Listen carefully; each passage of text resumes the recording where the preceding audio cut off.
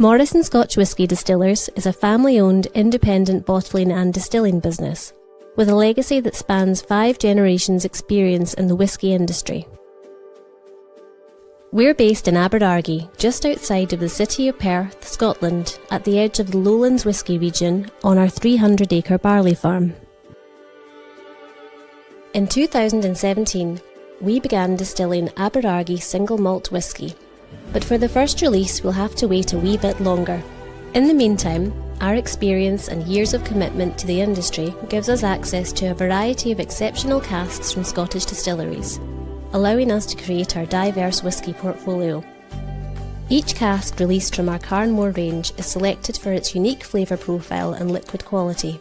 Like all of our whiskies, they are non-chill filtered with no added colour. Our strictly limited releases are small batch bottlings exploring different distillery styles and cask types. Our celebration of the cask range uses more mature stock from single casks bottled at cask strength. Mactala is our range of Islay single malts, chosen to showcase the depth and variety this exceptional whisky-making environment has to offer. Old Perth Blended Malt Scotch Whisky is a collection of the finest sherry-matured single malt whiskies, specially selected and brought together to honour the birthplace of blending. Brewdar, our whisky liqueur, is created by carefully balancing single malt Scotch whisky with local honey and sloe berries to create something completely unique with rich layers of flavour. With 5 generations of experience behind us, we keep whisky making traditions at the heart of what we do, whilst embracing innovation and producing high quality whisky for generations to come.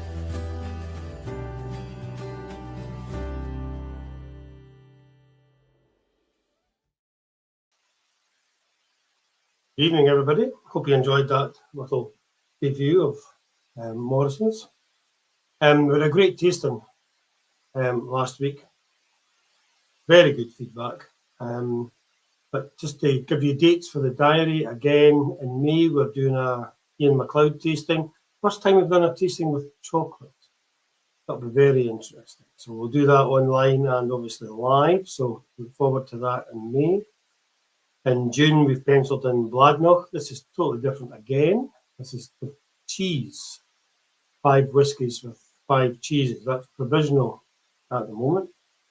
We have a space in August, which I'm sure will fill up shortly. And in October, I think the 3rd and the 10th, we are doing Tomintoul and Glencadam. And then, of course, it's our festival, which will be the end of November. So I hope you're going to look forward to tonight. We've got 8 different drams, obviously. It's a great mixture. I've got 2 bourbon, 3 sherry, 3 peated.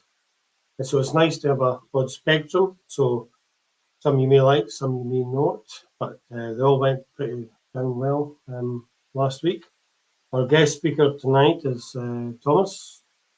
Thomas, if you could come onto the screen, say hello. Evening all. Oh, thanks for having me. Long time no speak. Must have been about 3 minutes. At least. At least. So apart from the tasting tonight, there's a couple of things in the pipeline after the last tasting that we did. Maybe a visit next year, and something special that's coming up very, very shortly. But don't spoil the surprise. I think you can let the guys know all about it. And this only took us about the last 24 hours to decide what we were doing. Yeah, about I like surprise, but we'll keep it a surprise. You can tease them, but we won't release the facts until we get the products in the shop. So we'll hand this over to you, Thomas. And thank you for your time last week at the tasting. Really appreciate that. Of course. Thanks for having me again. It was a pleasure last week. I guess I'd just like to take a couple of minutes to talk about Morrison Scotch Whisky Distillers in general, and I appreciate that the video was there. We'll dive into the drams. Please, if you've got the the comments, fire in any questions that you have as we go. We're going to try 3 different brands. So 3 brands that were outlined in the video there: Carmore, Old Perth, Mactala. Yeah, just as a kind of as we go through, it'll become more apparent of what each brand kind of DNA is. But yeah, Morrison Scotch Whisky Distillers. So probably most famous for owning Bowmore Distillery. So when it was Morrison Bowmore between the kind of 60s and the 90s. Now we have Aberargie Distillery, which some people may have been to already. Some people will look forward to coming to next year at some point, hopefully, which would be great. We've got real, as Brian said, real variety of flavour profiles here. I appreciate that it's 28 on a Friday night, so everyone will be looking to get a dram in hand very, very shortly. So the very first one we're going to kick off with, and it's a really beautiful way to start any tasting, is the Carmore Ben Rinnes. It's going to blur out, but it'll come up on the screen in a second. The Ben Rinnes 2016 first fill bourbon cask. Carmore is our most traditional independent bottling. So you'll have seen many independent bottlers kind of come up in the last few years. This is our most traditional in the sense that we tell you distillery, vintage. This is part of our strictly limited range. So it is generally less than 15 years old, generally an expression from a distillery that you might not see a lot of. In this case, Ben Rinnes. So owned by Diageo, most of it goes into blending. It goes into blending because it's very, very good. It's very high quality. It's very consistent product. But we are able to get kind of our hands on some of this stock, mature it ourselves, and in this case, a first fill bourbon barrel. And hopefully everyone's got it in their glass. But it is, yeah, it's just a really, really beautiful way to start. With the, I mean, when I got home this evening, it was still light, which is nice. And it feels like that kind of springtime dram, that kind of bourbon cask influence, slightly sweeter. It has incredible mouthfeel. It's bottled at 47.5%. That's quite typical, I guess, for Carmore Strictly Limited. We normally bottle this range at 47.5. It offers people a nice drinking strength. It's non-chill filtered. It's natural color. And yeah, just I think that's what kind of people who are going to be enjoying this whiskey are going to demand it to be kind of just around 50% alcohol. I think it's a beautiful drinking strength. It's a nice kind of light straw color.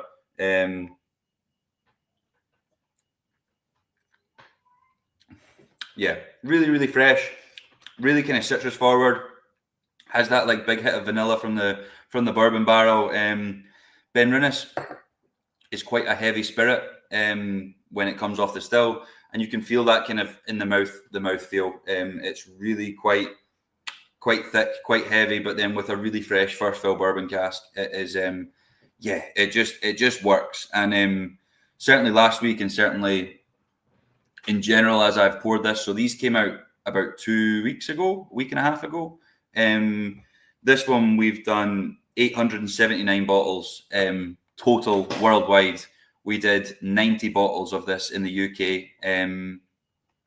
I'll get Brian to correct me. I believe he had a couple of cases, maybe 2 or 3 cases, so quite a few bottles considering there's only 90 around. And yeah, just a really delicious way to start a whiskey tasting, a delicious way to start a whiskey evening, a delicious way to get through a really nice dram. Yeah, and something that maybe a style that we'll see come to shelves near you quite soon, I guess. Yeah, what's your thoughts, Brian?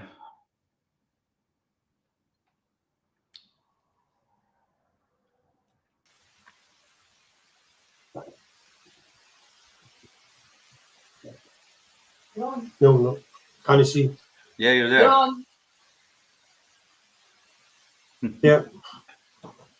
Sorry, my screens just came up with. Because he's an idiot. But anyway, don't worry about it. There we go. Sorry now. Nothing like the true facts and live TV is. Well, this is it. Great. I mean, this was a great start when we did the tasting live, and another great start because it says on the tin what it is. It's bourbon. Yeah, like It's, that really fresh first yes, fill bourbon. There's no, for me, and what we do, and prior to me working for Morrison Distillers, I sold a lot of Carmore over the bar because for me, if it said Carmore on the label, it was really high quality and well done whiskey. Despite not distilling it, I think Carmore, what they do really well is identify when whiskey is ready. And hopefully we'll see that with Aberardi when it comes. But yeah, like it's an 8-year-old first fill bourbon, but it's just got so much going on. It's a really waxy mouthfeel. It's a really fresh start. It is, yeah. I don't think you need any water with it. No, I think we did add a little touch at the tasting just to see if it magnified the flavors, whatever. But I just think that is just a nice, neat gram of whiskey. You should maybe tell them what your background was when you said you were working in a bar before you started with Morrison. yeah. So I sold, as I say, I kind of fell into whiskey a little bit. I got the opportunity because I had a few friends who were working at the venue at the time.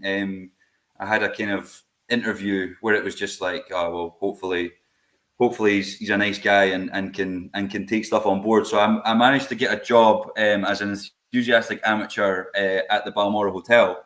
I don't know if anyone's been to the Scotch bar in there. It's a really beautiful little bar, 7 tables, a wall of whiskey.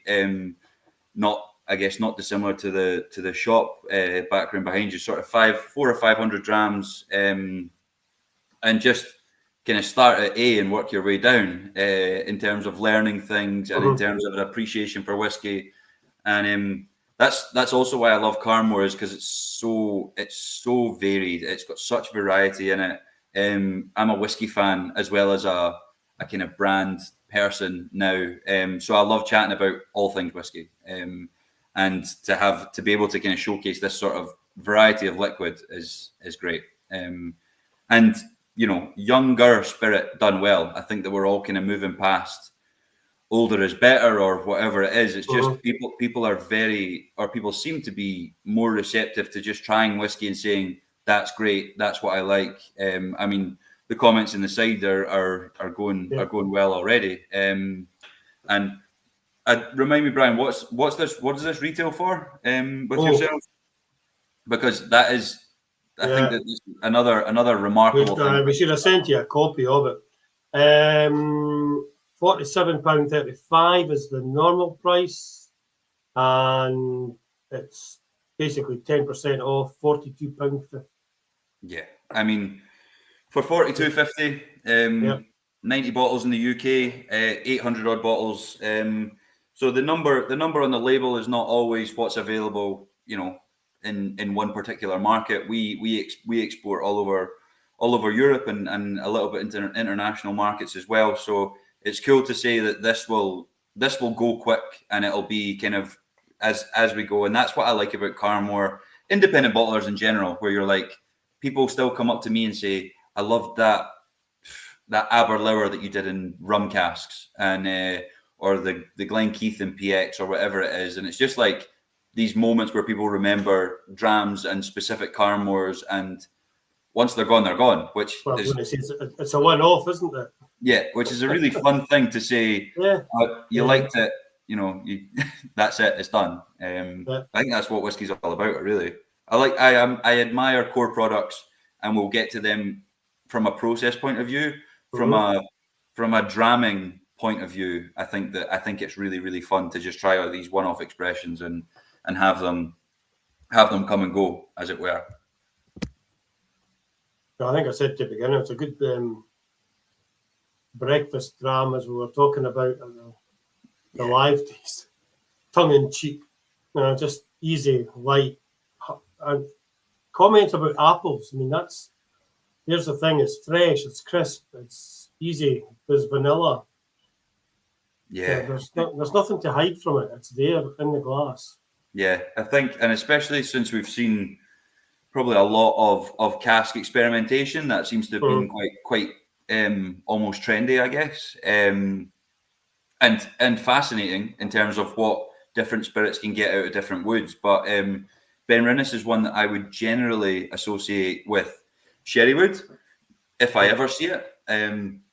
So to see it in first fill bourbon, full maturation for 8 years, and see how that kind of heavy spirit is interacted with something that is very, very fresh and very appley. Yeah, really, really delicious dram. It'd be nice to try this against the Flora and Fauna 16-year-old. Yeah, absolutely. Totally different. Absolutely.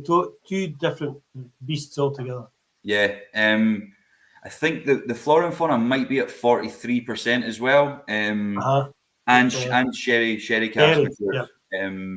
So yeah, I mean, I think you'll still get that character, because I think that it has quite a distinctive kind of heavy spirit character. But I mean, for 8 years old, it's done a hell of a lot in that time. And yeah, it's really is something really tasty. And I really used to kind of poo-poo the changing of the seasons and your drinking habits and things like that. But it is so apparent to me now that you get a slightly lighter night, or you get the kind of clocks changing, and you suddenly feel like you want to come out of hibernation for the winter, and this is the dram that you want to come out for. Like this is your first like kind of smell of spring or smell of summer. It's it's delicious. Yep, great start, Thomas.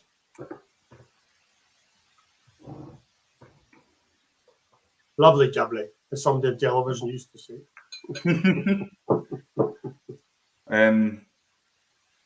Should we kick on to dram 2? Yep, why not? Look, okay, excellent. So continuing, I guess the story of Carmore and what it's all about is variety. But these two drams, I guess you could categorize them in a similar way. So they're both space out. They're both, most of what they produce goes into blended whiskey, and that is a very good thing. It means that they're making a very high quality product. It means that they're making a very consistent product, because whiskey's very hands-on. Like, it's not just push a button and make spirit. It is still very hands-on in terms of where you make your cut points and mashing and milling and everything that goes into it, is a very hands-on process. I think that sometimes that's kind of lost. So to make something consistent, as Benrinnes does, which goes into Johnny Walker, and as this next one, which is Glentalkers, they produce consistent spirit. It means it's extremely good. Most of the whiskey that's drunk and sold all over the world is blended.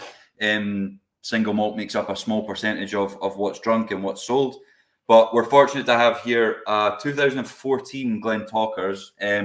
This has been an American oak. So this is one virgin oak cask. So completely fresh cask, just charred and whiskey put in it, as the bourbon industry does, legally has to do that. And one bourbon barrel. So this one was 908 bottles. So 2 casks vatted together from the same vintage, from the same distillery, bottled at 47.5%. Has taken on a lot of colour here. You can see it as a nice contrast if you have any of your Benrinnes left. This has taken a lot more kind of caramel colour, I guess, to it. Natural from the wood. And this is a lot more of a kind of toffee sweetness. This, I think, will be a style that will be quite popular in terms of, like, people say a little bit like Werther's Originals or Toffee Apple or that sort of thing. Again, bottled at 47.5%. This is 9 years old versus the 8 years old. I appreciate that they're 2 years apart in vintage, but it's just how the birthdays of the casks match up. So, of course, the age on the whiskey is the youngest spirit in the bottle.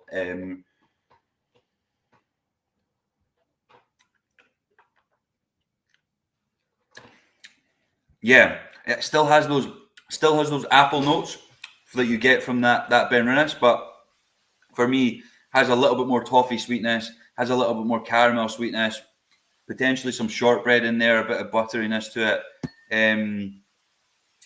Yeah, perhaps as the first one is very quite like light and soft. This one maybe makes you sit up slightly more in terms of a little bit of sweetness, a little bit of spice in there. Toffee in there in the chat, and it's just it really kind of just makes you sit up a wee bit more. Yeah, well, that's when we were, because Karen's sitting at the opposite end of the room, but that's how we normally sit in the evening. Anyway. Very funny. And I was going on, this is the second one, and we were trying it, we both looked at each other and went, whoa, what a difference in the nose. Straight away. Yeah. And the colour's slightly, I don't think many people will have kept number one to compare to number two. But from memory. Yeah, it's a memory, it's a bygone thing. But there is a difference in the colour. It's obviously a couple of years older, but it's that toffee caramel sort of finish that makes it slightly different from the crisp apple and vanilla from the first one. So there's a couple of years difference between it, but two different distilleries, two different spirits, totally different taste. Yeah, utterly. And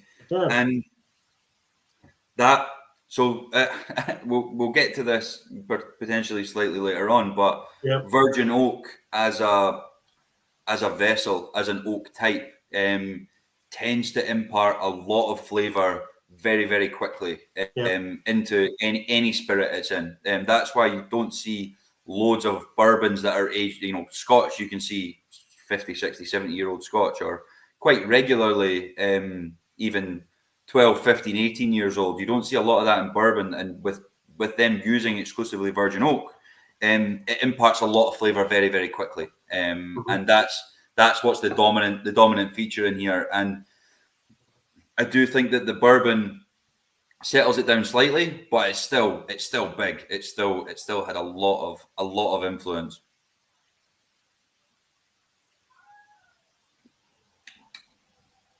Yeah, I think this is one that potentially is slightly more familiar to people in terms of picking out flavors that are not flavors of whiskey. I think sometimes bourbon, if you can't quite get that kind of fruity pear apple, I think with this one it becomes quite apparent where it's toffee, it's kind of fruity, fruit salad. I like that, or Withers Originals, or it's has plenty going on. And I think, again, going back to Carnmore, it shows the variety of spirit that we have.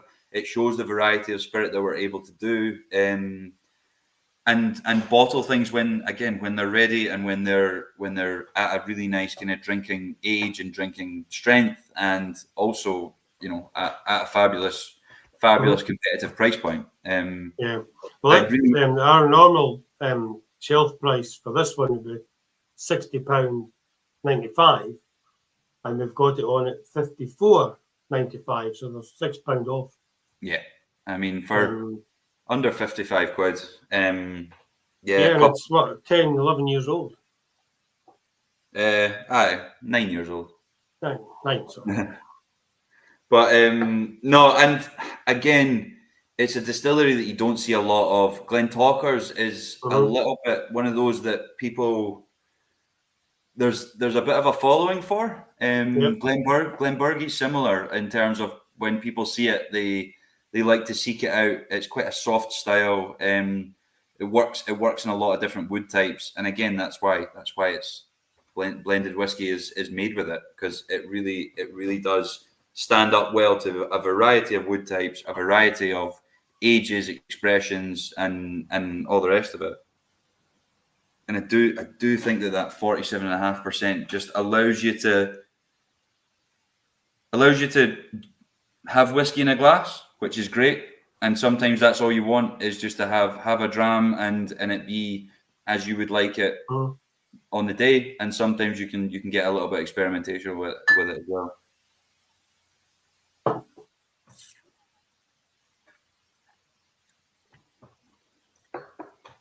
Yeah, and when people, again, when we're talking about Carmore, you'll see the pink label there. So all of our labels are regionalized. So the pink is the one that you'll probably see the most of.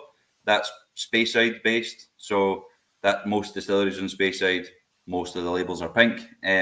You've got blue for Highlands, and you've got green for Lowlands, and you've got grey for Islands. So it kind of allows people to kind of like departmentalize each expression and say, I like that one, or I like this one, or whatever it is. But yeah, no, super clean, super cool. Yep. Variety of whiskey. We do it all. It doesn't mean that you're going to like every single Carmore, but hopefully, and from my perspective, it just means that it's very high quality whiskey that's done well in a variety of styles. Like last year, we did some in red wine, and we did some in rum, and all sorts of different styles. So it allows us to have real variety in the range. How many releases do you have in a year? In the UK, so we'll have minimum 3, Right. potentially 4, and probably 3 drams per release. Right. So every 3 or 4 months, you're So we'll normally do spring, summer, maybe late summer, then Christmas, or we'll skip the late summer and we'll just do Christmas. Also, it depends, because we also have the Celebration of the Cask series, so the slightly higher end, so single casks over 20 years old, cask strength. We might throw one of them in as well. Like last year, we did a 29-year-old Dalyuen in bourbon, a 28-year-old Glenkeith, a 22-year-old Highland Park, and a 22-year-old Benriach as well. So it's if we do one of them, we'll probably drop one of the strictly releases, but it just depends. It depends, and we're blessed with good inventory, so we can say this is what we'd like to do, and we can be fairly reactive because we bottle everything on site as well. So it's a case of when it's ready and what we want to do at a given moment. You can just do it because you can just bottle it. Yeah, we're fortunate. To send it anywhere. No, and we don't have to. Like if I need a sample, I can speak to the guys in the production element of the business and say, "Can I please have a sample of, the Benriach 1998 sherry butt?" And hopefully within a sort of a week period or a couple of weeks, I can have that on my desk and say that's something that we can put to bottle. Yeah. In a few weeks' time. So yeah, we're fortunate. We've got about 30,000 casks on site, 35,000 casks on site. So we don't just bottle what we happen to have. It's really a case of curation and what people demand, and potentially some opportunities for exclusives for very good customers as well. That's always a fun one. Right. Well, so move on then. Now we're on the sherry ones. This is a bit of you, Brian. So I'll just take a moment to talk about Old Perth in general. So for people, I don't know if anyone on the call has been to Aberargie Distillery, but we're located just south of Perth, near Bridge of Erne. Perth has a very rich blending history. Bells, Dewars, Grouse, lots of very famous worldwide brands and blends started off in Perthshire. You'll see on the bottle there, you might just see that it's 1908 is the founding point of Old Perth. It was founded by the Thompson family, who wanted to create high quality blends in Perthshire. We acquired the brand a few years ago and wanted to really resurrect the craft and the art of blending in Perth. So it's important to say that we exclusively buy single malts from Speyside. We exclusively mature them in sherry casks, and we blend them together. So in the traditional sense of the blend, there's no grain whiskey. It's all single malt Scotch. It's all matured in sherry casks. Hopefully these are terms that people are kind of familiar with. This first one that we have is the double sherry wood. It is the latest addition to our core range product offering from Old Perth. Quite remarkable that we have core range expressions because we're buying spirit from all over. We're maturing it ourselves, as I say, 30,000 casks in our warehouse, and we're blending them together for a very consistent product. That is what is truly remarkable about Old Perth as a brand, as a product. Double sherry wood, as you would expect, has two influences of sherry cask. So Oloroso sherry, so slightly sweet, slightly nutty style. The most popular, the most, as you would expect, style of sherry maturation in Scotch whisky. And Pedro Jimenez, which is the sweetest style of sherry, sweet, sticky, very kind of Christmas cakey. I'm sure everyone's had, or many people will have had sherry matured whiskey in PX. It's big, it's sticky, it's a popular style of whiskey. So this has 60% Oloroso cask, 40% PX cask. It has that sherried sweetness to it. It has that kind of milk chocolatey, kind of almost fruit and nut chocolateness to it. It's bottled at 48.2%. I think it drinks nicely at that, but it does offer you the option to bring it down slightly. Potentially has some of that sherry cask spice that you wouldn't get with bourbon.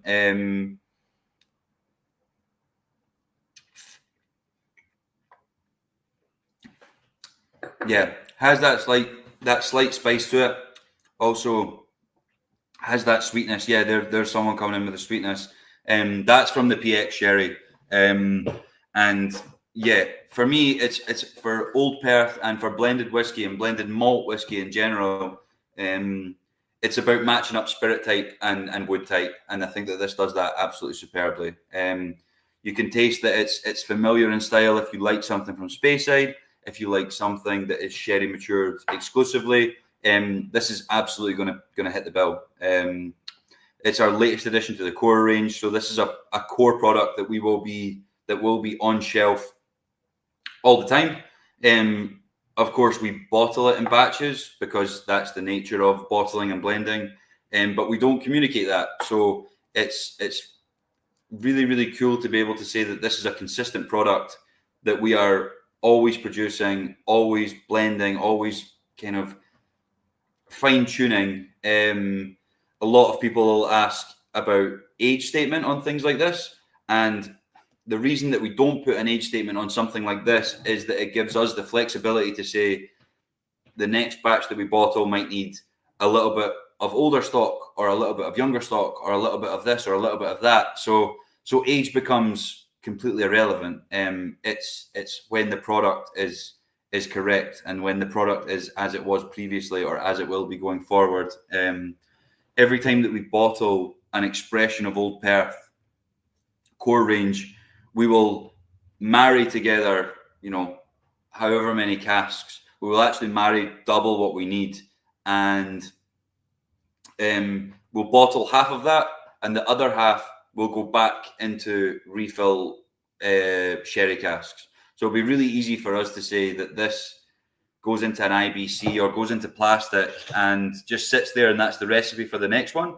That would be ideal, but in a labor-intensive and a kind of nod to blending in general, we want to get the most out of our woods. We want to put it back into cask and continue maturation and continue the process of blending and whiskey making. This is whiskey making. Although we didn't distill it, it is truly a case of making whiskey, and very tasty and very, very approachable in terms of price point as well. I might be sounding like I'm going on about that, but I do think that it's absolutely remarkable that this is sherry matured blended malt whiskey at a very tasty price point and a tasty drinking strength and a tasty flavour profile. Don't know how you find it, Brian. If you like sherry, you'll love it, no? Yeah. I loved it the last time I tried it. I loved it this time. And I think people have this thing about blended malt, blended Scotch whiskey and blended malt, and it's not the same as single malts, etc. But there is a difference between it. I mean, it's nice, lovely. easy drinking. You've got that fruitiness. As I think we've discussed before, I'm a lover of PX. Sherry, I think everybody knows about that. And to get the balance between Oloroso and PX, etc. The strength at 48.2, is that going to be standard for every blend? So the other expressions in our core range, which is a fabulous original Old Perth, the very first one, which is all Oloroso matured, that is at 46%. The 12-year-old, which is also in the core range, is also bottled at 46%. We introduced this into our core range last year, as well as another Mactala, and we wanted to just make it slightly different, just a slight differentiation. 48.2%. I think the market, and it's a lovely drinking strength. People want to have it around about 50%. That's in between unchilled filtered and 50%. Yeah, absolutely. And I think that works as a drinking strength. People enjoy it. People can get on board with it. People can add water if they like, but it also delivers that kind of that drinking experience that you would like from a sherry matured whiskey. I think it drinks really easy at 48.2. I think that PX really adds a hint of sweetness at the back. But yeah, just a slight point of difference, and a slightly higher proof than we've done previously. But yeah, a cool addition to the core range. And as I say, for something that we don't distill, but we're buying as much as we can new make spirit from Speyside distilleries. We are very much hands-on, and I think the third dram that we'll get to in Old Perth really tells that story of process. Well, this one tonight on the shelf is 40. That's what I really want to hammer about Old Perth in general. Sorry? This one tonight's $48.95 on the shelf and £44. Yeah, this is the Whisky Club members. So again, great. Yeah, for and I think that blended malts have potentially had quite a hard history, because they've been a few different guises over the years. They've been vatted malts. They've been a couple of other names where it's like just a bit of an identity crisis. Whereas if we understand that all that's gone into it is malted barley from single malt distilleries, and that's what we buy all the time as single malts, what we've done is identify spirit characters such as the heavy spirit of Benrinnes and the slightly lighter spirit of Glentalkers, and we've married them up with different sherry woods and blended them together and put it on shelf for 45 quid. I think it's absolutely remarkable.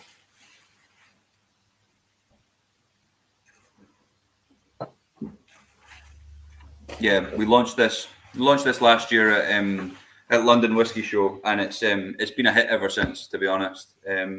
Just a slight difference from the exclusive Oloroso maturation of the original, and sits at a beautiful drinking strength, a beautiful drinking approach. It's approachable whiskey. It's something that people might have tried something similar in the past, but it really, it delivers what you would expect from something that's sherry matured and Speyside whiskey. Absolutely. Ticks the box, actually. Lovely. Again. So we're on to an age statement now. Yes, which is slightly unusual, a little bit unusual, because it means that we've bought spirit that has been previously aged. So with the double sherry wood and with the rest of our core range, we're generally, as much as we can, buying new make spirit. With the aged expressions of Old Perth and Mactala, we've bought this and only had custodianship of it for the last 5 or 6 years. So this is 12 years old. This is a little bit of Oloroso cask, mostly Oloroso, and a little bit of PX, sort of 15-20% PX influence. For me, it's quite an elegant dram. Elegance is what springs to mind when I try it. Every time I go back to it, I saw someone saying about Cadbury's fruit and nut. Yeah, this one delivers that as well. 46% ABV. Again, we're talking about a minimum age if we have an age statement on it. So minimum 12 years old. A real armchair dram. A real kind of sit down, pour a large one. It's complex. It's interesting. It's got potentially a couple more distillates in it than the double sherry.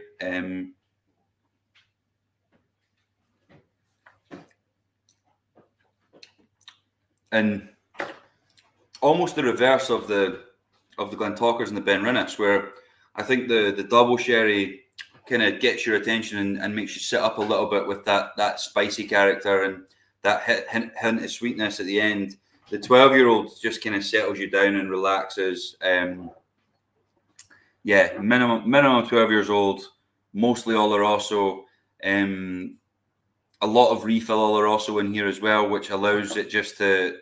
It's not a big sherry bomb. It's not going to kind of blow you away with the PX influence of it, but it really does just settle down. And again, to have this as a consistent product, blended in Perth, on site with us, has that toffee again, that slight toffee apple that you get from maybe the Glentalkers, but for me it really settles down. Elegant is the word that springs to mind when I'm talking about Old Perth 12. Every time I pour it, every time I try it, it just lets you not think about it too much, but it's also a complex dram. It's also got a lot going on. Something that you can, if you don't know what you're quite in the mood for, this is a good starting point.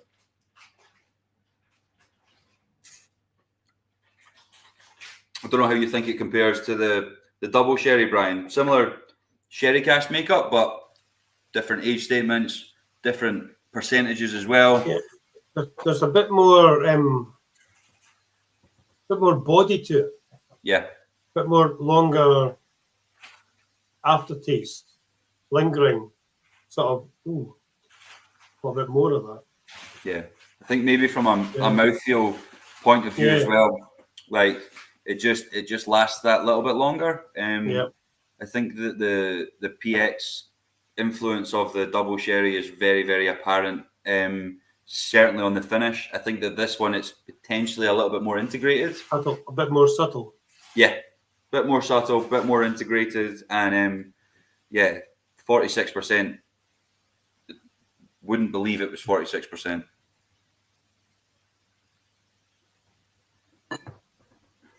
And again, remarkable that we were able to give a consistent product, a consistent age statement product, and it's all done on site. I think that that's what I really want for people to take away from what I'm saying tonight about Old Perth and Carmore and McTalla is how on site the process is. And if anyone gets the opportunity to come, next year to our site, you'll see how hands-on it is. And how process driven it is as independent bottlers. We're not just buying whiskey and putting in a bottle. We're trying to put as much process in as possible. Yeah, I think we were lucky when we did the visit prior to your first distillation. We were only about a month away from your first distillate. Yeah, amazing. And it was just, everybody was, the hormones were going. Everybody was just buzzing about this new distillery, and the stills were just about ready and were just about ready to go. And there was just a good vibe about it. So it'd be great to actually go back 8-9 years later and go, you know what? We were probably the last visit before he started. Well, hopefully we were, as a group, we were the last visit before he started distillation. Yeah. And hopefully we might be one of the first groups that you actually, this is before you actually start bottling your product. There's a bit of history there between us. And I mean, genuinely, we don't do very many tours at all. So the only one that I've done to kind of, I guess something similar was last year at the Fife Whisky Festival. We did one tour for 20 people around the distillery, just as a showcase. That's the only other time that I've ever brought people to the distillery that weren't, 2 or 3 people at a time, that were either individuals looking for casks or customers, just as a blether. So it's very, very kind of fortunate beforehand, and amazing that you guys came beforehand, and it'd be really cool to kind of continue that circle, as it were. I think so. And hopefully have some Aberargi to try. Yes, because there was none to try last time because we hadn't made any. No, not even a sniff. No, but you'll have seen. I mean, it was before my time as well. But was the warehouse full of whiskey at the time? I can't remember. Don't think so. Well, it probably was. I'm not sure, to be honest. Yeah, the hospitality was that great. I have no idea. So we had plenty of drams. No, that's because we're doing drams of I think we're doing drams of the core range at the time rather than, well, obviously what was there. Yeah. But it was a great wee visit, knowing that this is one of the newest distilleries on the block at the time, and we were there. Yeah. We were there before it actually was christened. That's as amazing. Such. Yeah. So that was a wee tick in the box for us to be invited pre-distillation, basically. Yeah, and pre everything, and it's been a long time coming. There we go. Warehouse was at half full, but it would have been half full, and none of it was Aberargi. So that kind of showcases how much spirit that we have as an independent bottler, as a company, because we're able to buy spirit from all over. The Morrisons have a great history, so we've got good friends all over the Scotch whisky industry, so we're able to have good access to whisky and good access to malts from all over. As you'll see from Old Perth, from Carmore, and from Mactala, as an independent bottling outfit, as an independent bottling company, we've got great liquid. Oh, that was fine, super. Now we go into a different beast. Yeah, this so this people, I'm sure people will pour it and make your own minds up about the kind of nose palate finish of this particular dram. So as I was saying, and as we were talking there about process and about how much we do on site, and in terms of access to what we have, we had the opportunity a few years ago to purchase 10 70-year-old sherry casks. So they're 600 litres. They are direct from the sherry industry. They're 70 years old, 600 litres, and they were used in drinking sherry kind of maturation process. And we bought 10. 5 of them made the journey across to Scotland. The other 5 kind of fell apart. And we use that liquid is filled with blended malt.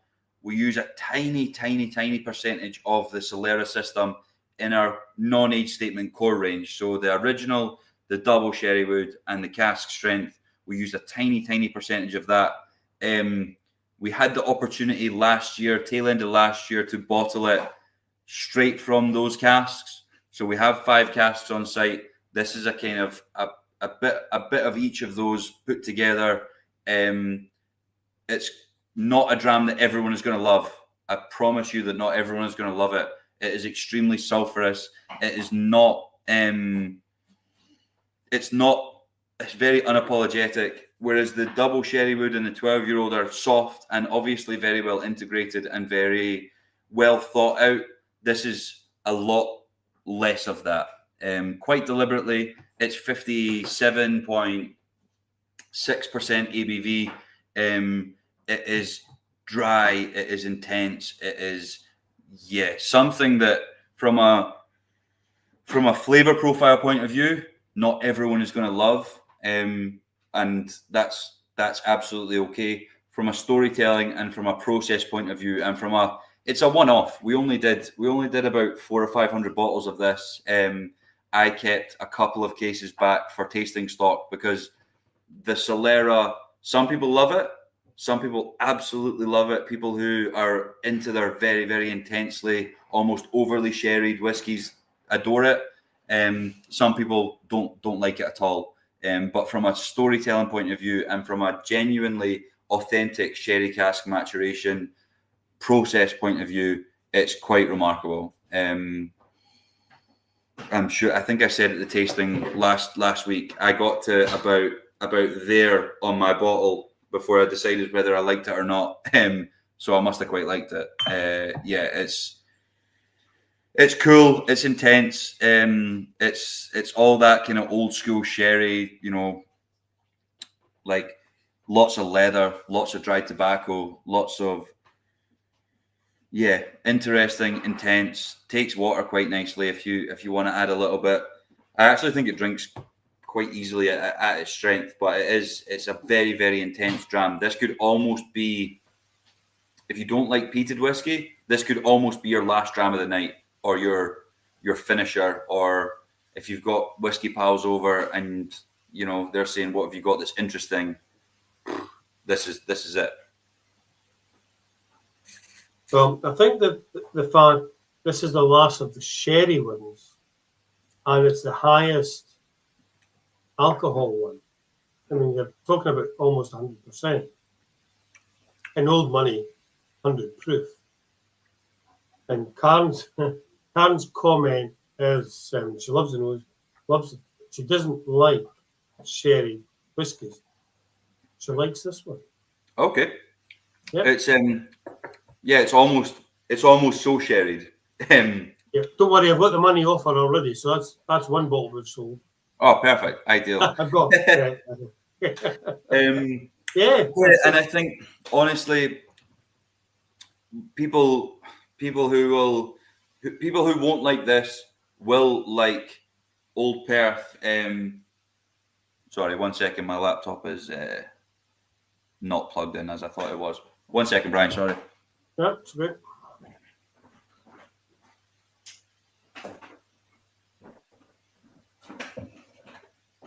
Excuse me. Sorry, I just got a wee low power thing there. People who don't like this doesn't mean that they won't like the double sherry and the 12-year-old, because those two are far more approachable. But this is an interesting one. Very, very cool storytelling piece. When you come to the distillery again, you'll see these colossal sherry casks, and you get that smell straight from the cask.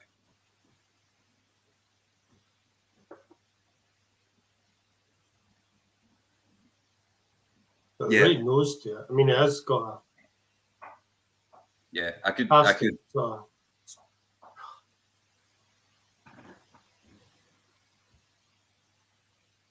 It is more like sherry than whiskey. It's Well, you know what? I think you must have been listening to my wife, because Karen just said that's more sherry than whiskey. Oh, you have you? All right, sorry. Yeah. I didn't listen to her. I didn't see her. Sorry. That's why we live in separate rooms. It's one that I could smell all day. I really, really could. I think the nose is absolutely remarkable. How many bottles was it? 500? Did you say? Yeah, I think it was about 500 or 600 worldwide. I got access to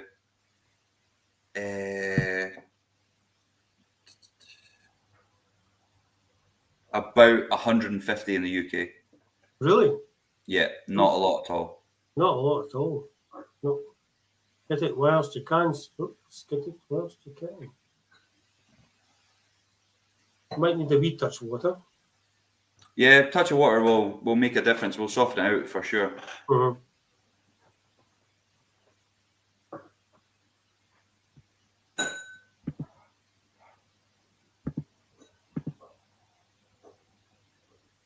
But yeah, from a process point of view, yeah, like there's someone in the site saying, you know, full throttle, overaged. It's intense. It's over the top. It's done to a level which is not something that we're going to do consistently. That's what the core range does. The core range does consistency and remarkable blending process. This is just the best description I've heard of it. Is it's like soy sauce. You know, you only need a tiny bit, and that's what we use in our core range. This is it bottled as is. Extremely sulfurous, extremely over the top, but cool, and kind of showcases that we're more than just putting whiskey in a bottle. It is very process driven.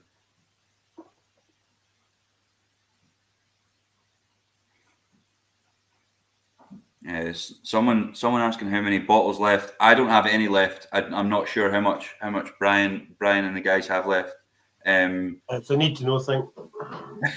Top secret.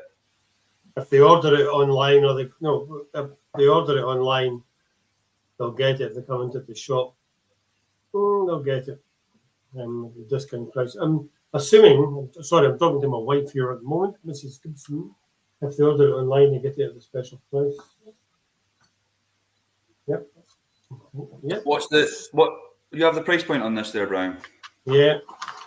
On the price on the shelf, £65. The offer tonight, £58, under 60 quid. I mean, 57.6%. That's wild. Only 500 bottles. That's a bargain, surely. And honestly, from a one that you might pull out when you're not sure what you fancy and you want something, even if it's just a one and done dram, it almost has that effect of something that's super heavily peated and very, very high proof, and you just want to have one and done. I think that this does that as well. People were saying to me, it also doesn't show the presentation, because all the rest of them come in cardboard boxes. This comes in a black sack. Yeah, a little bag. A little bag, a black bag tied with Solero in it. It looks so smart. Yeah. But we had to put the photograph of the bottle so people knew what the bottle looked like. But the actual presentation of it, it's a black bag. It's cool. It's quite cool. Yeah, it's very cool. And I think the nature of it, the flavor profile, I genuinely think that we could have charged quite a bit percentage more. But that's not really what Old Perth is about. It's more about showcasing process, showcasing cool liquid. If you keep an eye as well for the kind of second half of this year, we've got more interesting liquid coming. It's nothing like this, but from a storytelling point of view, it's pretty cool. But the Old Perth Solera, I don't know if we'll do any more. I would doubt it. I would like to see us do more, because for me, as a brand ambassador, from a storytelling point of view, and to be able to say to people, I don't really mind if you like it or not, because it's so divisive. It's cool. It's a cool talking point. Time will tell. Yeah, I would like to do a Solera series, but you know, I don't make all those decisions.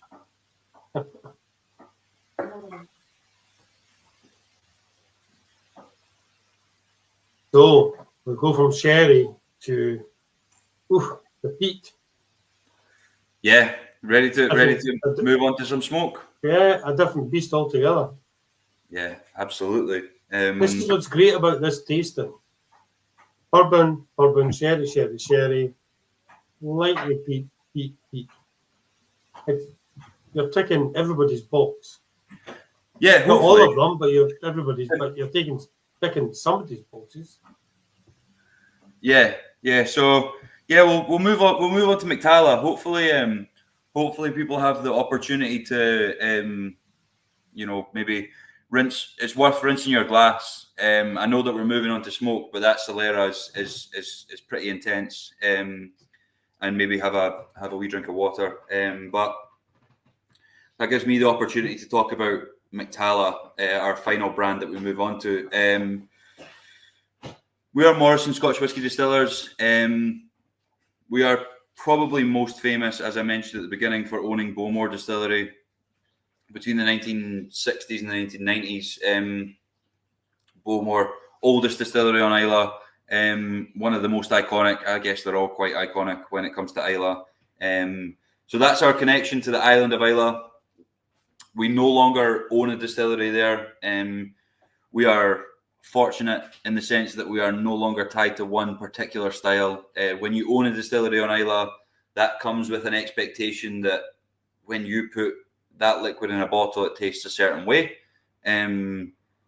Certainly with Bowmore, it's one of the most distinctive characters. It is similarly with several other distilleries that you pour it in a glass and you have the green bottle and you know where it's from. We are now in the fortunate position where we buy spirit from all over the region, the island of Islay, and we showcase it in as many ways as possible. McTalla means echo. It is an echo of the Morrisons back to Islay. Our core range names take inspiration from the landscape of Islay, and it showcases the diversity of flavour. We're trying to showcase through our core range and through our limited edition expressions that Islay has such a diverse flavour profile within such a small, tiny part of Scotland, tiny little island on Scotland, and it produces so many different styles and flavours of whiskey. This first one is McTalla Flora. It is the latest addition to the core range, so this came at the same time as Old Perth Double Sherry, so similarly bottled at 48.2%. It is 70% sherry cask matured, 30% bourbon cask matured. It is lightly peated, as it says on the label. For me, it's actually smokier on the nose than it is on the palate. On the palate, it offers a lot of that kind of honey, that heather, that really... It's approachable smoke. It's approachable peat. This is my challenge to people when they say I don't like smoky whiskey or I don't like whiskey from Islay. This is my challenge to them to say, please try this. And it offers a really different style of Islay whiskey. People who are big smoke heads, this might not be their favourite style of Islay whiskey. If you want something that's big and punchy and smoky, we'll get to that. We do that as well. But from a delicately peated, from something that offers a lot of elements of Scotch whiskey that I think should be celebrated in terms of a little bit of sweetness, a little bit of spice, a little bit of smoke. McTalla Flora absolutely does that. When I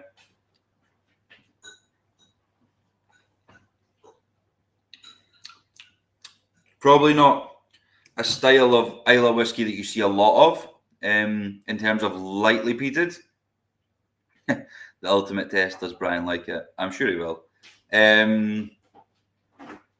Honestly, for me, it has so many elements, and it has that, like, if you fancy something smoky but you don't want something really, really, really peated, this kind of scratches my smoky whiskey itch, if you will. So there's no minimum age. Again, it's similar to the Old Perth Double Sherrywood. It doesn't have an age statement on it. It'll be a mix of vintages from the same distillery. It's always a single malt, so from one site, but a mix of different vintages. So it really it takes on character from maybe 5, 6, 7, 8, 9 years old. Yeah, sorry, Cotton, when I wasn't here. Yes, I like this one. Lightly peated. Yeah. It was actually when I I was at my interview for Morrison Distillers a couple of years ago now, and I'd done all my research about Mactala, and we're talking about a journey of flavour across Islay, and that's the journey of flavour is what Mactala is all about. And everything that we'd released up until that point was pretty heavily peated, and I really wanted to hammer home that Islay is not all peat. It's not all super heavily peated. It doesn't have to be very, very smoky. So I like to think that I've had a wee bit of influence on having something lightly peated, something slightly more approachable into the core range and into our offering. Beautiful dram, beautiful dram. And again, for about 55 quid, under 55 quid, for Islay single malt, for something interesting, unpeated, around about that 50% ABV. It's probably the Mactala that I drink the most of, because it just works. It just works for that scratching the wanting something smoky itch. It's 56.95 on the shelf and 51.25 for Whisky Club members. So just over the 51 quid, but not overpeated though. No, not at all. No, and no.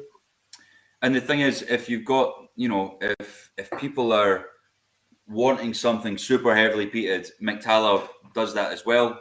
We'll get to that, but honestly, in terms of something that's approachable, it's doing it a real disservice to call it an all-rounder, because it's actually a lot more than that. But it has that little bit of smoke, that little bit of sweetness, that little bit of spice, that little bit of lots of things about Scotch whisky that I personally absolutely love, and showcases the diversity. It's smoky on the nose, but it really softens out on the palate. There's Ian saying that as well. That's for me. That's the celebration of Islay, and it is approachable. It is absolutely approachable Islay single malt.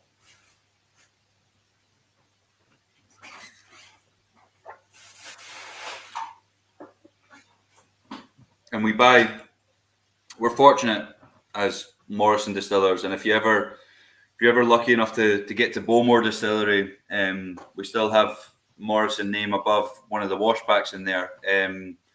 So we're fortunate to have good connections and good friends still on Islay, and so we're able to buy spirit from a variety of different places, mature it ourselves, and bottle it under Mactala. But yeah, really cool dram, really tasty liquid. A fabulous addition to the core range, in my opinion.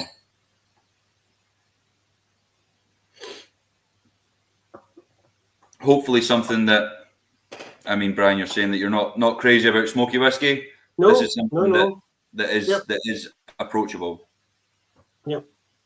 No disrespect to Islay, but Ireland, the mainland peated whiskies are totally different. There's not really that maritime taste to it, but this is lovely. Yeah, I do I think I said that on the night when we did it was, what did you say the PPM was? 5, 10? Maybe? Yeah, like between 10 and 15. That's a hint. Absolute max at 15. It's not really high, and I do think that the sherry influence softens that again. Because if you have something that's between 10 and 15 and straight up bourbon, it can still taste pretty smoky. So yeah, it's something that is quite approachable. Absolutely. Now the new one, the new kid on the block. Yeah, and so with our core range, we have Terra, Flora, Mara, and Strata. So each kind of celebrates a different aspect or a different element of Islay single malt whiskey. Different landscapes, different flavor profiles, and then once or twice a year we're able to release a limited edition. Similar in format, I guess, to the Solera, that we release a product and say that this is a continuation of the storytelling. The latest one for 2025, which was released in the beginning of February, is Mactala Virgin Oak, which you can see on your screen there as well. For me, the really cool thing about this particular whiskey, and we've done it with our core range expressions of Flora and Old Perth Double Sherry and so on, is that we bought this spirit as new make spirit. So we bought it straight off the stills. It arrived at our distillery, Aberargie. We put it into our own casks, and so many years later, we see it as a finished product in bottle. It's not super heavily peated. It's not really smoky. It is actually, and we spoke about Weathers Originals for the Glentalkers, which had Virgin Oak, American Oak influence. I get the very similar kind of tasting notes here, certainly on the nose, and then throughout the palate, it develops that quite light smoke, but also quite farmyardy, quite agricultural, quite it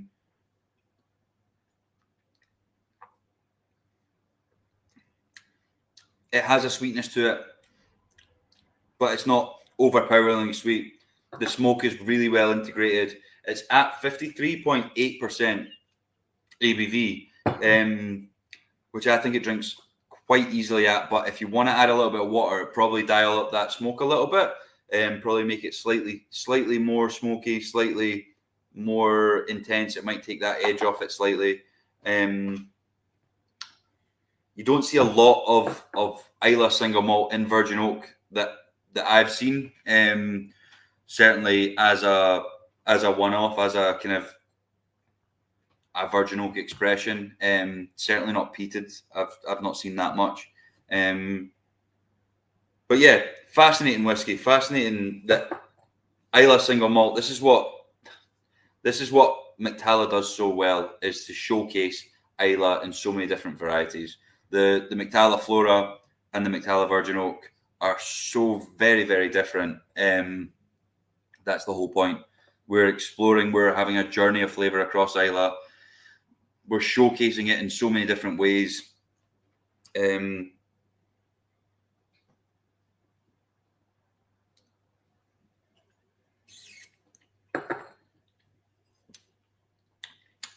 Yeah, it's taken on, as we said earlier, the Virgin Oak has taken on a lot of colour, a lot of flavour. It's quite intense. Almost has a hint of menthol or of mint in it as well, along with the smoke. The smoke's soft. The smoke is not intense in any way. But yeah, it's again a very cool expression of Islay. Something that you don't see a lot of. Something that is a celebration of Mactala, and an evolution of the brand. To say that we bought this as new make spirit, we matured it ourselves, and we bottled it. Yeah, it's cool to be able to say that all we didn't do was distill it. That's the only thing that we didn't do with this whiskey. And again, from a process point of view, Old Perth, Mactala, these are here to stay. We're buying spirit, and we're planning this years and years in advance to say we want to have this as a celebration, as various different guises, as various different expressions. Again, not super smoky. If you want something really punchy and heavily peated, we will get to that with the last dram. But yeah, a cool expression from Islay. Something you don't see a lot of. Again, I'm not sure what the price point is with yourself, Brian. 70 quid or something. On the shelf, 75.95. And with the offer price, 68.25. So just under the 70 quid. Yeah. Limited. A very good explanation I heard of this from someone else was it's very Moorish. It's something that you could pour one, and then you could pour another one, and then you could pour another one. quite easily, because the smoke doesn't dominate, the cask doesn't dominate. It's something that you'll get something out of every time you go back to it. Interesting, very, very interesting dram.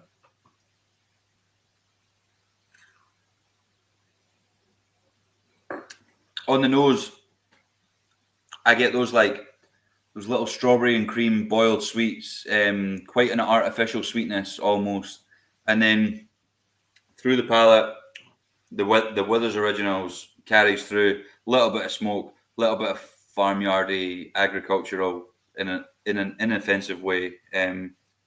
Yeah, really, really cool dram. Probably not very typical from Islay, not as you would expect. No.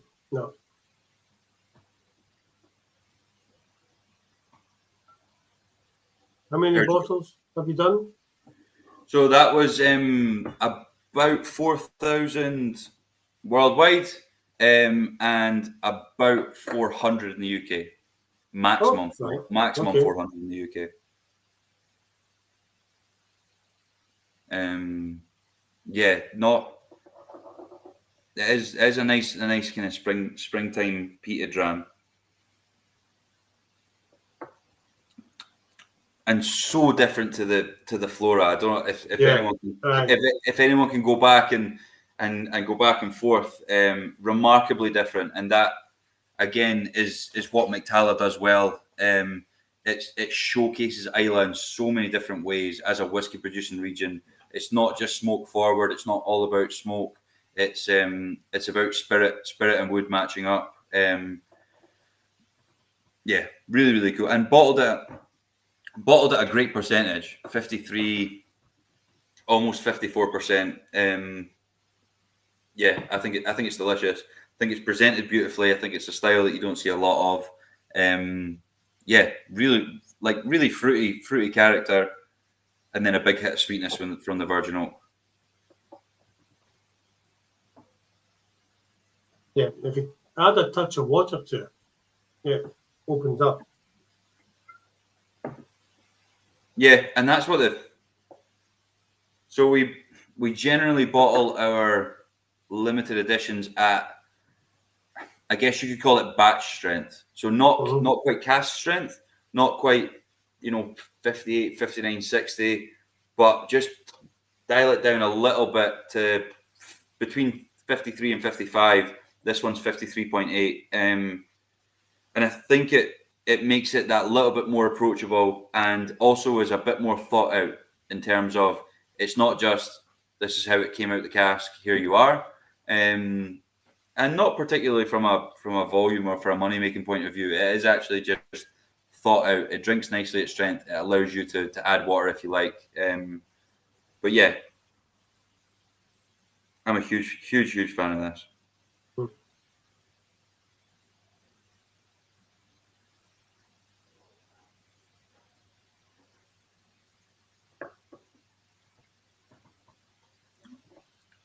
So the other one, or the other two in the core range that I guess that we're not going to try this evening are the Mactala Terra, which is, and it's not my favorite phrase in the world, but it's very classically Islay.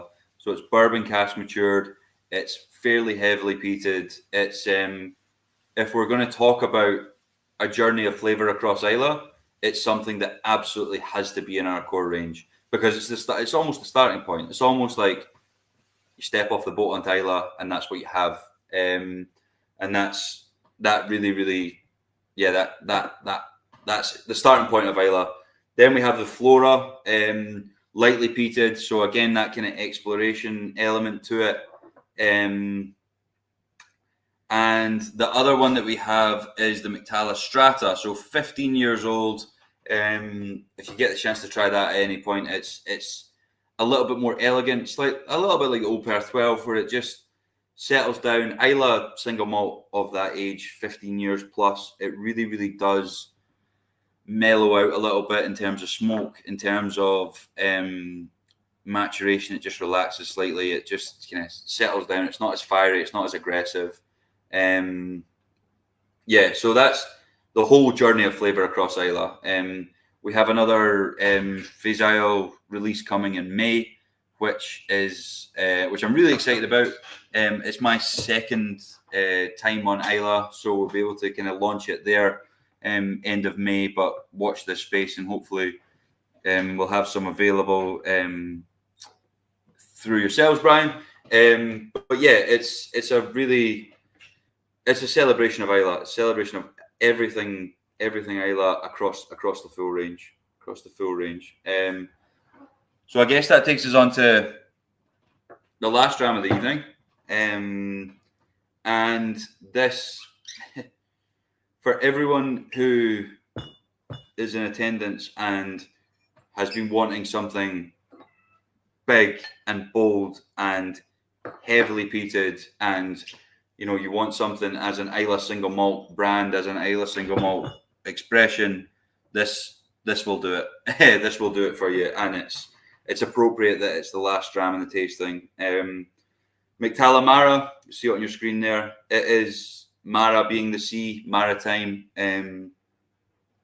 It's cask strength, 58.2%.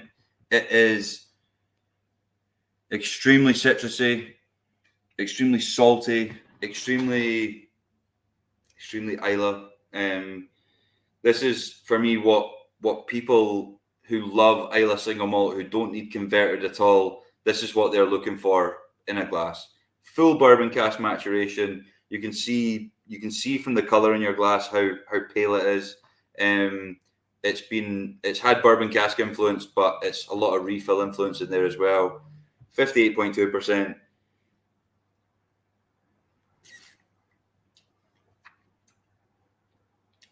Yeah, you get a lot more smoke on this one, a lot more of that kind of iodine element to it, a lot more almost like sweet and salted popcorn altogether.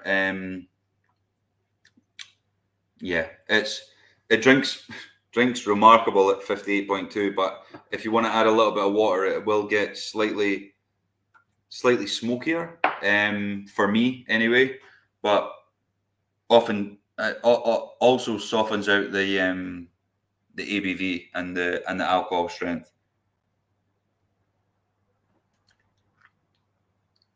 and maybe brings out a little bit more of that fruitiness, a little bit more of those kind of charred apples, charred pineapples. Yeah, it's if people were kind of waiting for the most Isla dram of all that you would expect and is typical, this does it. This is this is Isla in a glass. Absolutely remarkable. And again, I'm not sure, Brian, what the offer is on this evening. I can't remember from last week, but it's our bestseller, and it's for me an incredible value in terms of its Isla single malt. Its cask strength, it delivers a drinking experience that you would imagine and you would expect from something big and bold from Isla at cask strength in bourbon cask. Yeah, it's delicious. 59.95. Special offer, 53.95. Yeah, for 10% discount. For anyone who is looking, or if you've got an Isla whiskey lover, around, or if anyone wants to have that sort of thing, it absolutely delivers. It absolutely delivers that. And again, from a consistency point of view, the Flora and the Mara are constant products. They're core range products. We have them we have them maturing and bottling on site. So yeah, it's remarkable that we can have this consistent product. Mactala Mara, it tastes like a Mactala Mara. Yeah, really, really tasty.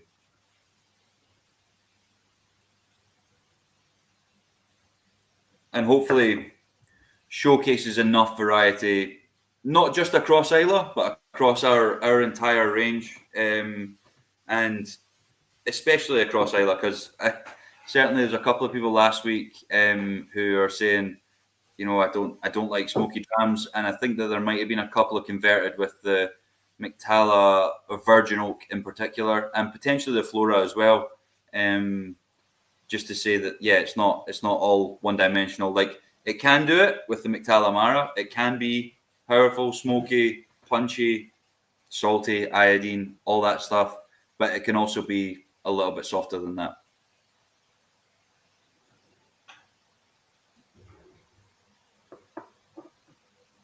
Well, I think it's a great way to finish off a tasting, to have a nice peated whiskey.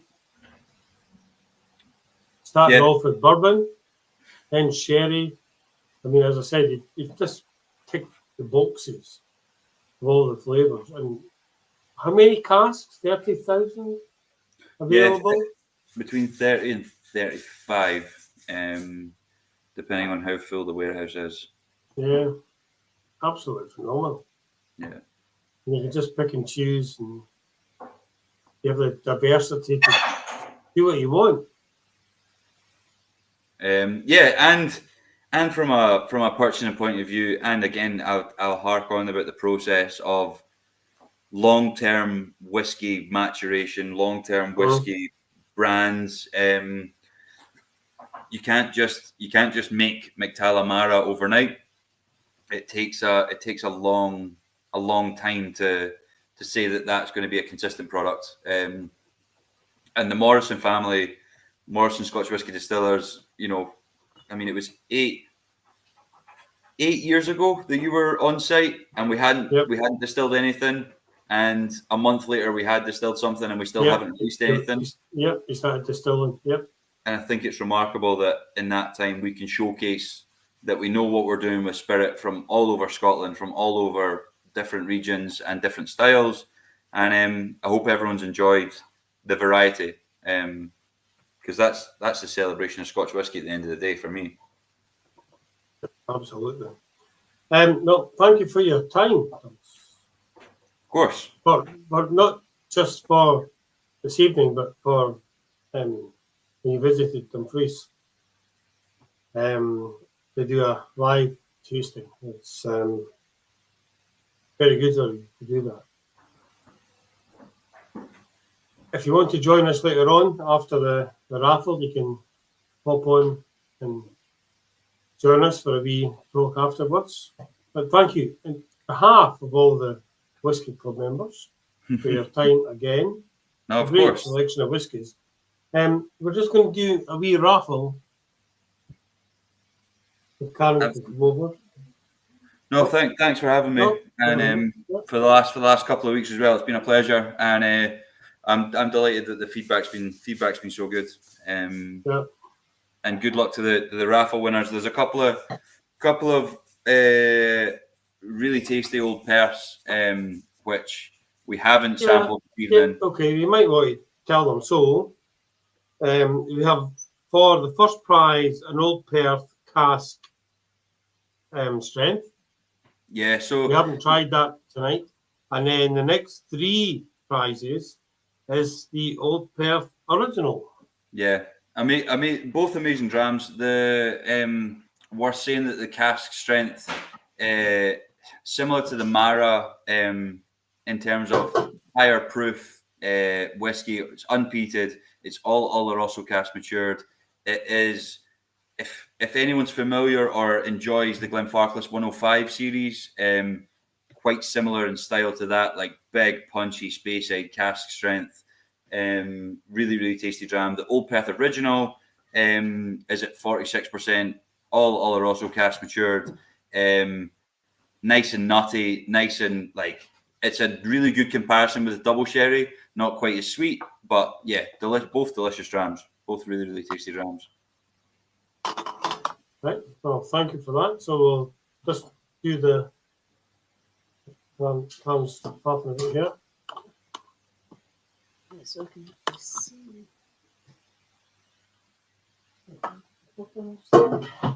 So we'll just pop you off screen just now, Thomas, while we do this. Of course. Yeah.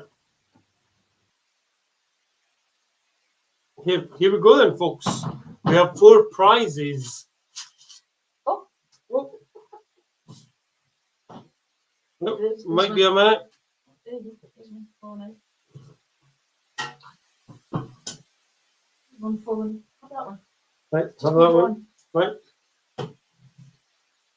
So the first one is 773. Okay.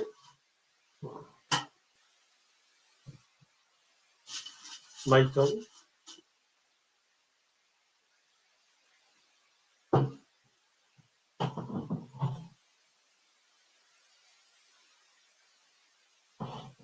Seven nine oh.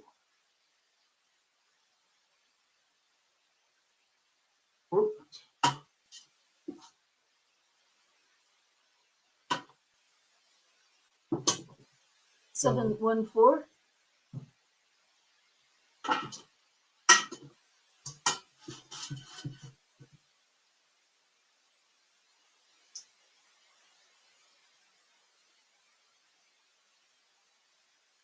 828.